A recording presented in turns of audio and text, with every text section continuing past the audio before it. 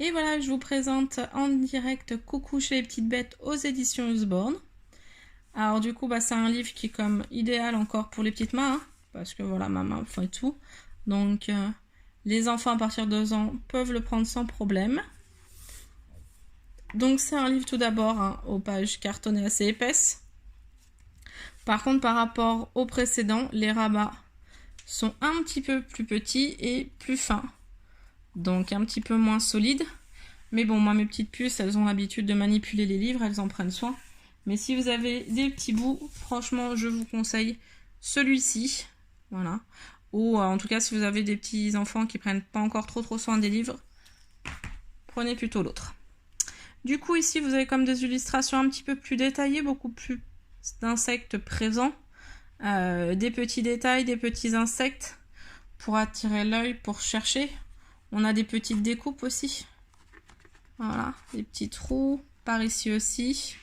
Et on découvre quand même des petits éléments de vie de nos insectes. Et puis aussi, on a du vocabulaire un petit peu plus compliqué. Hein. La larve des cercopes. Voilà, personnellement, c'est pas un vocabulaire que j'emploie tous les jours. Mais voilà, on a d'autres insectes que ceux qu'on avait juste avant. Donc du coup, voilà, certes, on a encore des rabats assez grands, mais ça permet justement de dévoiler la richesse de l'habitat des insectes. Donc plein de jolies découvertes, beaucoup plus de texte que précédemment. Donc c'est pour ça qu'il est aussi pour les plus grands. On a plein de petits jeux de cache ici qui permettent de jouer sur les couleurs, sur les proportions, sur voilà, les petites textures, des choses cachées avec le phasme qu'on découvre juste ici. Hein. Donc voilà, plutôt des pages assez colorées mais qui restent assez dans le même ton. Par exemple ici on a une page assez violette, ici un petit peu plus bleu vert d'eau, qui permettent voilà, de se rendre compte un peu de l'habitat où elle se retrouve. Hop, et puis on découvre voilà, d'autres insectes que ceux que les enfants ont l'habitude de voir.